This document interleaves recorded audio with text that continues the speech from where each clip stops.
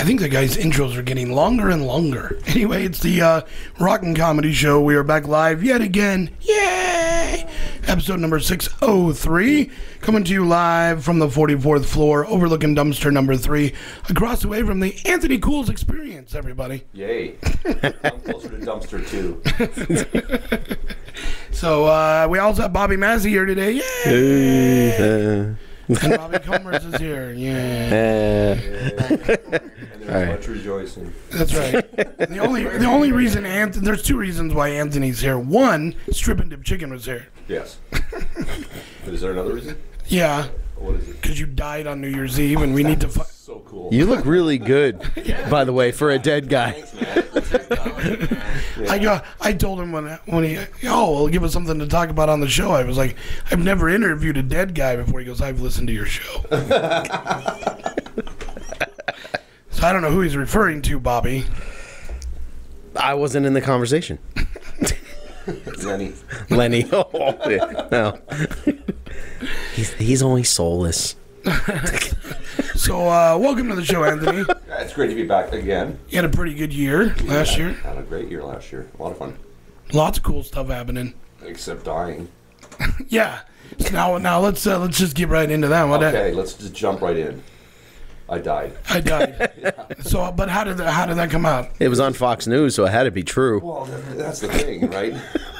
Fox spelled F-A-U-X. So, speak French. I had decided this year for New Year's Eve to just take it nice and chill. I just stayed at home and watched movies and drank scotch and just really enjoyed myself.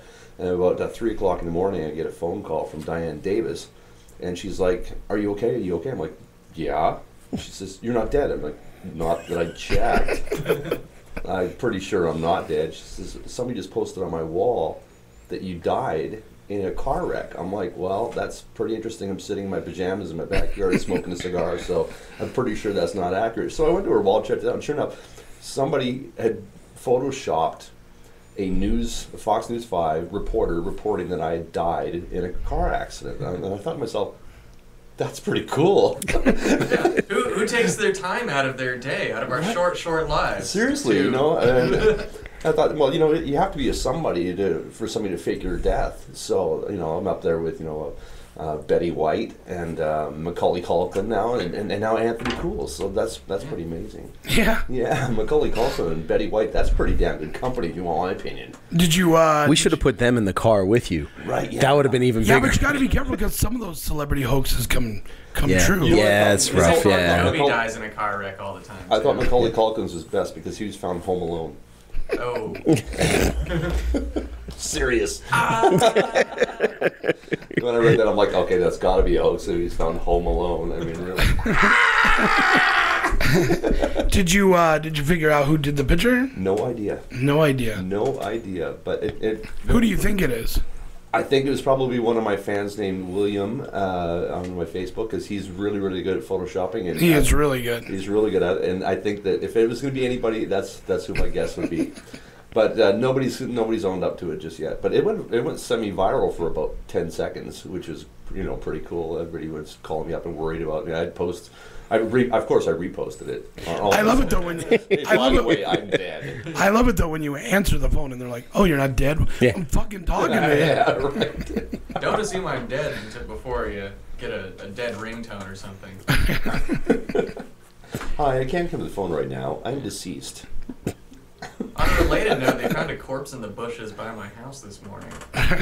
Oh yeah, right over there off there's of Trop and South Jones. Yeah, Trop and Jones. Like apparently somebody just bumped a guy and like knocked him into the bushes and drove off, and That was that. They found him that morning. Hit and run? Yeah. Oh. And there's a guy in Florida who lopped his mother's head off. And yeah, that was pretty scary. Yeah. It's a morbid little world we're living in, isn't it? It's getting scarier and scarier, that's for sure. It really is. So the last time you were on the show, we were talking about drones, and some of the laws have changed. Yes, they have slowly, but they are changing, and I'm actually pretty excited about that because I'm going to be one of the certified guys that will get all the work in town.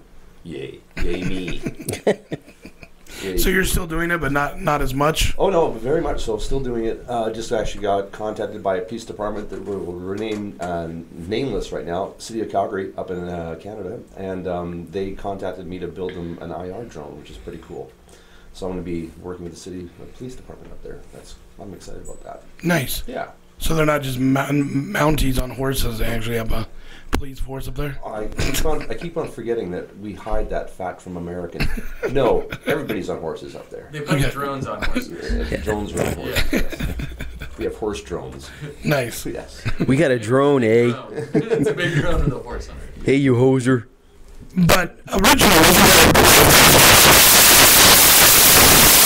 because then anybody can fly them and do whatever they want with very them. much out there. It's still very much unregulated, but at least they're making advances and starting to get some laws put into place, which I'm commending the FAA on that.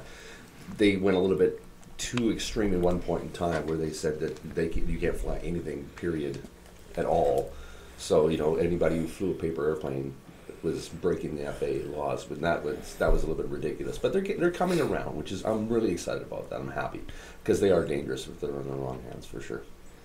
Right. I thought for sure there'd be something be down by now. So what's like the real difference between that, like a drone, like a quadcopter, and like a model airplane with a GoPro attached to the nose? Autonomous flight. Yeah. That's the only difference is you can tell the drone, fly over here, hover at this altitude, stay here, face this direction, take 3 pictures, fly over here, go to this altitude, and you don't have to actually be there behind the controls. Oh. Yeah, but airplanes are just as dangerous. The model airplanes are just as dangerous. Yeah. Yeah. So are birds. So are birds. Absolutely. Carrier pigeons are just the NSA's new way of keeping track on this. But the funny is, that you get enough carrier pigeons put together, they can take down a jet just as easily as a drone. At the end of the day, Just run them through the engines. Yeah, exactly. It's all dangerous up there. That's why the FAA's got their hands full for sure. And you're doing good with it. I'm still enjoying it. I'm still having a blast with it. It's a great stress reliever for me. It really is. I've got my hair salon. We've been reopening up again in about, I'd say maybe we're 2.5, 3 weeks away from opening. So it's just nice to get, away from all the stress and just get up there in the air and take some fantastic aerial photos and just kill it. You got out of the plaza just in time. Oh, what happened at the plaza? Did I miss something? There's lots of things that aren't there that used to be. Oh, I know. The Chinese restaurant there, the Sushi Island Sushi, they went pulled the plug out of there. Zaba's, they pulled the plug out of there. So That place was awesome. yeah. The cupcake place is gone, I think. Cupcake Wow. place is gone. Yeah, lots of places are gone out of there. So no love lost. And your bar, doesn't it have boards up or something? It is all boarded up. They said they could run it better. I said go ahead, and that's how they ran it better. Put boards up around it and closed it. So it was a duck. Yeah. But you did well. You tried. I tried. I really did. I put my heart and soul in that place. I did. The real failure is not trying. That's right. Exactly. I would have had regrets if I didn't try. I don't like doing that. I'd rather give it my shot. And, one of the laws that I live by says that you need to be prepared to put your head on the chopping block and have it cut off. And if it gets cut off, shrug it off and keep going forward. Right. But if you don't take those risks, you'll never get any reward. Well, I love that they were offered to, be a part of the expansion of Fremont's show. They were like, no. And then they built Slotzilla, and it blocked the view of the steakhouse and Everything. everything. Everything. I mean, it's just, they got to learn to play nice. Yeah. If they don't want to play nice, then you're going to get, shunned, and that's exactly what happened down there. It's a good thing that the Wranglers didn't go. Yeah. Yeah, that would have been pretty disastrous.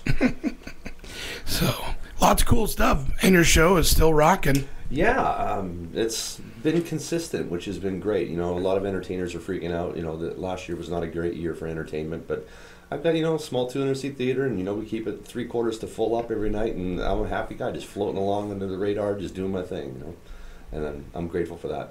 So it's 2015. Matt Markman's still opening for you? Matt Markham is still opening for That's me. awesome, man. Yeah, we should maybe back that story up a little bit. When I did have the bar, you arranged, and we did a 10-week contest for comedy. We had 10 comedians out every week, and the finalists went down, and myself and George Wallace, the Gazillionaire, and Penny Pivots from Absinthe, we judged, and Matt killed it. He did. He rocked it out hardcore. And his prize was to open up for me for 1 week and $1,000. Yeah. And that was, geez, And then Anthony was like, I don't really have $1,000. Looking back, I should have said, listen, I'll give you the grand or you can just keep the job. But he deserved it. And he comes and he goes when he wants, when he pleases. And he's a new proud papa. Yes, and it's giving him some great material. As we knew it would. As we knew it would, absolutely. So. He refers to his child as the demon child, I believe is the terminology he uses for his own kid. But he's a great guy, and he's a very funny guy, and I'm happy to have him part of the team. Well, it's good to have you here. Let's take a real quick break, and we'll be right back.